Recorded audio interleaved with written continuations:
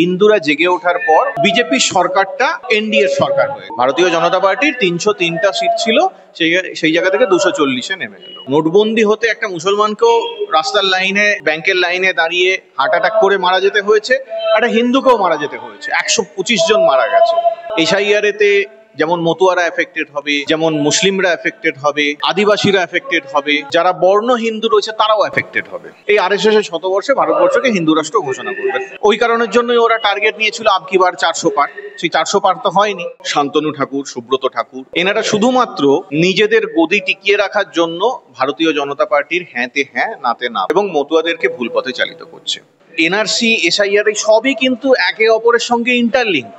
এই এসআইআরটা করা হচ্ছে, এটা ঘুরিয়ে এনআরসি করা হচ্ছে। বিজেপি বেসিক্যালি ভয় পেয়েছে, তাই ওই এনআরসি করার চিন্তা, তাই এসআইআর করবে বলছে। আজকে এসআইআর প্রক্রিয়া চলছে, প্রস্তুতি চলছে, কয়েকদিনের মধ্যেই এসআইআর শুরু হয়ে যাবে।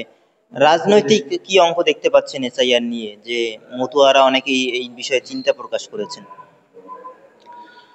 দেখুন, মতুয়াদের যেটা অসুবিধের জায়গা বলছি, যে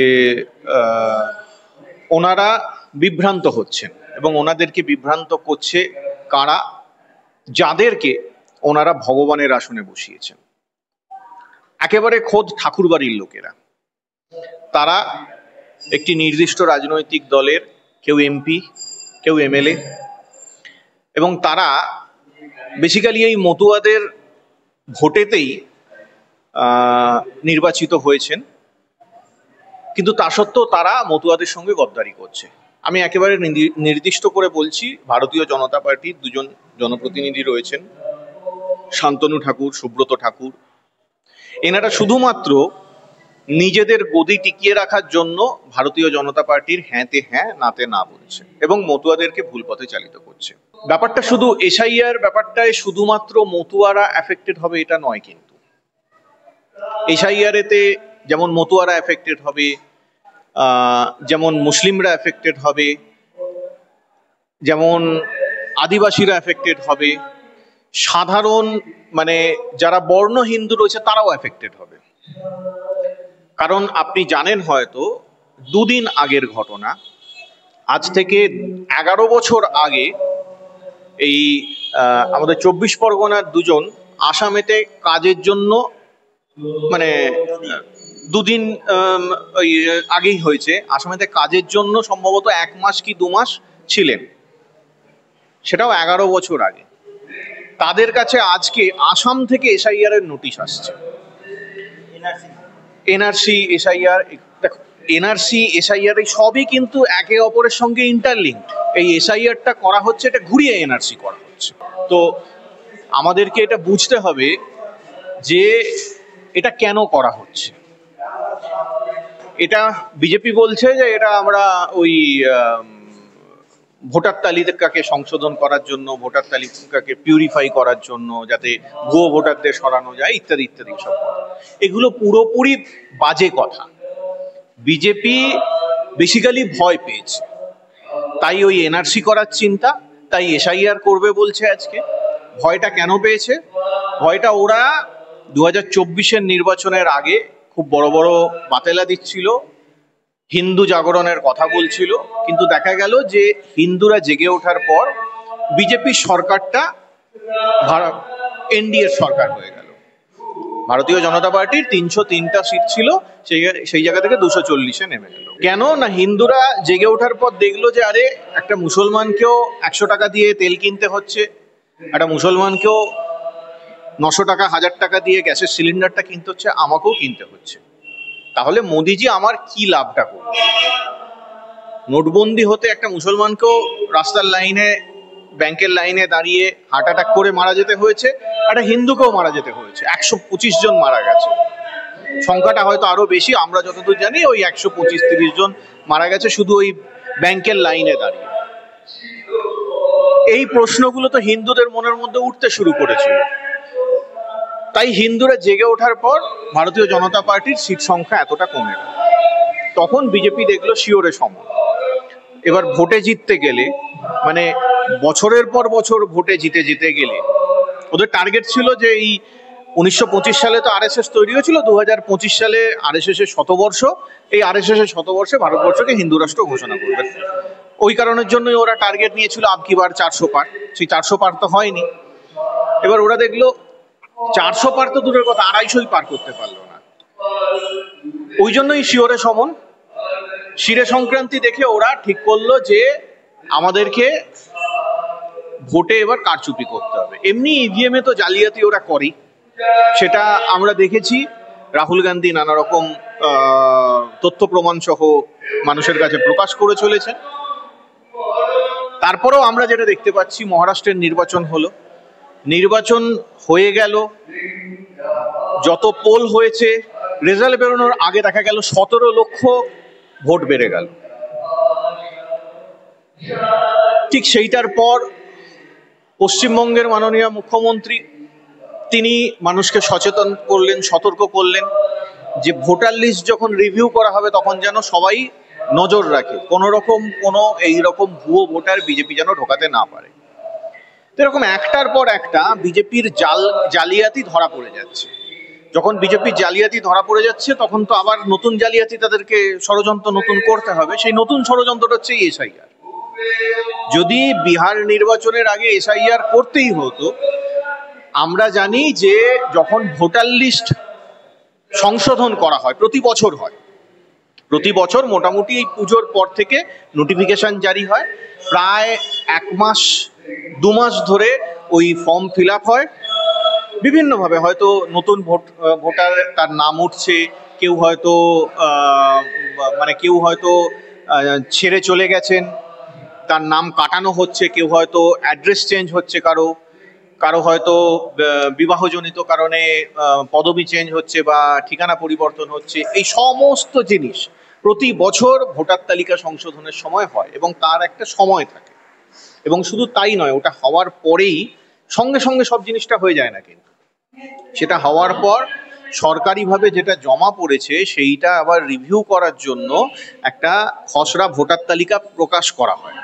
সেই খসড়া ভোটার তালিকা তো আপনি দেখে নিতে পারি যে আমার নামটা ঠিক আছে কি না, আমি যে পরিবর্তনটা করেছি, আমার ঠিকানা পরিবর্তন হয়েছে, সেই ঠিকানা পরিবর্তনটা ঠিকঠাক হয়েছে কিনা, আমার সারনেমটা ঠিকঠাক পরিবর্তন হয়েছে কিনা, সব জিনিস আমি দেখে নিতে পারি। তারপর হয় ফাইনাল ভোটার লিস্ট প্রকাশ। তো এই পুরো প্রসেসটা করতে মোটামুটি 3 থেকে 4 মাস সময় লাগেই, কখনো কখনো আরো বেশি সময় লাগে। বিহার নির্বাচনের আগে হলো কি, যে হঠাৎ করে বলা হলো যে রাতারাতি হবে, মানে ওই 2-4 দিনের নোটিশে, এবং সময় দেওয়া হলো 3 সপ্তাহ।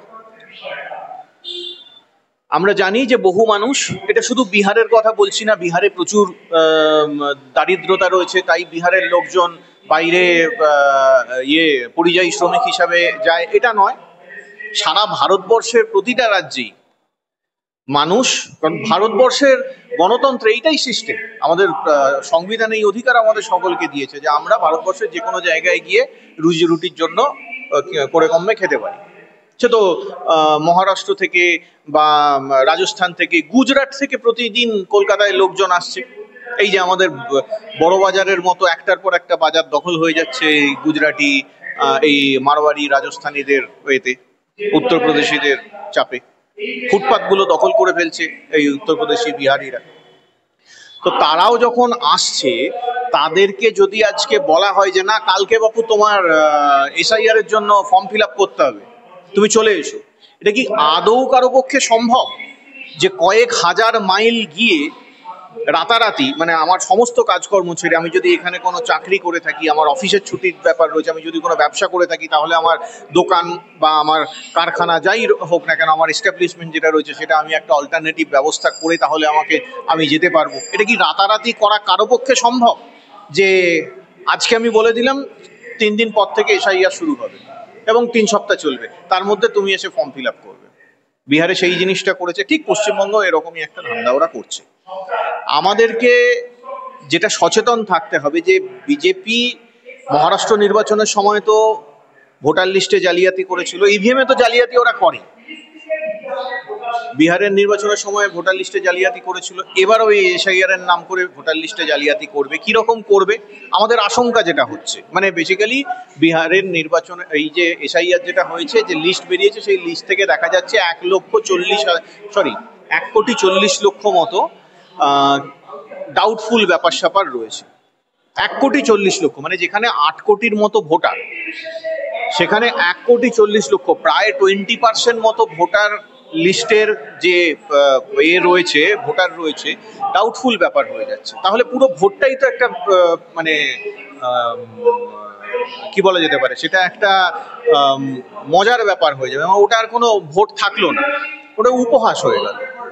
পুরো ভোট ব্যবস্থাটাকেই ওরা একেবারে হাস্যকর পর্যায়ে নিয়ে যেতে চাইছে। ওরা যেটা করছে, বিহারে তো সেই জিনিসটা করেছে, পশ্চিমবঙ্গ সেরকম একটা করার ওরা প্ল্যান করছে, যে ওরা দেখছে যে এই সিটগুলো বা এই বুথগুলোয় বিরোধীদের ভোটারটা বেশি আছে। ওরা করবে কি, যে সেই বুথগুলো থেকে আমতাবড়ি ভোটার লিস্টের নাম কাটবে, এসআইআর এর নাম কাটবে, বা যারা যারা হয়তো উপস্থিত হতে পারবে না, হয়তো কেউ কাজের জন্য মহারাষ্ট্রে রয়েছে, কেউ কাজের জন্য গুজরাটে রয়েছে, কেউ কাজের জন্য দক্ষিণ ভারতে রয়েছে। আমাদের প্রচুর বন্ধু বান্ধব রয়েছে ইঞ্জিনিয়ার বা মেডিকেল প্রফেশনে রয়েছে, তারা দক্ষিণ ভারতে রয়েছে। তাদের পক্ষে মাল্টিন্যাশনাল কর্পোরেশনেতে তো বলে দিলেই আজকে বললে কালকে ছুটি পাওয়া সম্ভব নয়, যে তারা শুধুমাত্র এসআইআর এর জন্য হঠাৎ করে চলে আসবে, যে আজকে আমার এখানে ভোটার লিস্টে নাম তোলানো রয়েছে তাই আমাকে আসতে হবে। তো এই যে ব্যাপারটা, এটা করা হচ্ছে ওরা একদম বুঝে শুনে, যে সিটগুলোয় বা যে বুথগুলোয় বিরোধীদের ভোটার বেশি রয়েছে, সেই বুথগুলো থেকে ওরা একদম বেছে বেছে বিরোধী ভোটারগুলোকে বা বেশিরভাগ ভোটার যারা উপস্থিত হতে পারবে না তাদেরকে একদম চোখ কান বুঝে কেটে দেবে। তাতে কি হবে, খুব স্বাভাবিকভাবেই বিরোধীদের যে ভোট ব্যাংক সেটা এফেক্টেড হবে। এবং আমরা জানি যে মালদা, মুর্শিদাবাদ বা উত্তর 24 পরগনা, দক্ষিণ 24 পরগনা, মানে যেসব জায়গায় বিজেপি বেসিক্যালি পা রাখতে পারে না, এই আমি যে 4টে রাজ্যের কথা বললাম, এই 4টে জেলার কথা বললাম, এই 4টে জেলাতে বিজেপি বেসিক্যালি পা রাখতে পারে। এই 4টে জেলার মধ্যে বিজেপির একটি মাত্র সিট রয়েছে, একটি মাত্র বিধায়ক রয়েছে। তো ওই উত্তর 24 পরগনা সম্ভবত আমডাঙ্গা, আর ওদিকে বনগাটা আলাদা হিসাবে, এখন যদিও আলাদা সাংগঠনিক জেলা হিসাবে দেখা হচ্ছে, বনগাতে কয়েকটা সিট ওদের রয়েছে। এই যে জায়গাগুলো, এখান থেকে লক্ষ লক্ষ শ্রমিক বাইরে কাজ করতে যায়, কেউ জরির কাজ করতে যায়, কেউ সোনার কাজ করতে যায়। তো এরা যখন বাইরে কাজ করতে যাচ্ছে, তাদের পক্ষে রাতারাতি চলে আসা সম্ভব নয় শুধু এসআইআর এ নাম তোলানোর জন্য। এবং তারা তো আসা মানেই তো তাদের রুটি রুজি বন্ধ হয়ে যাওয়া। তাদেরকে প্রথমত গাড়িতে করে আসতে হবে, তার একটা খরচ রয়েছে, আবার ফিরে যেতে হবে। এবং তারা যেহেতু শ্রমিক, দিন আনি দিন খাই, যেদিন তারা কাজে যেতে পারবে না, তারা যদি এখানে এসআইআর এর জন্য আসে, তার মানে তারা সেই দিনের পাবে না, মাইনে পাবে না।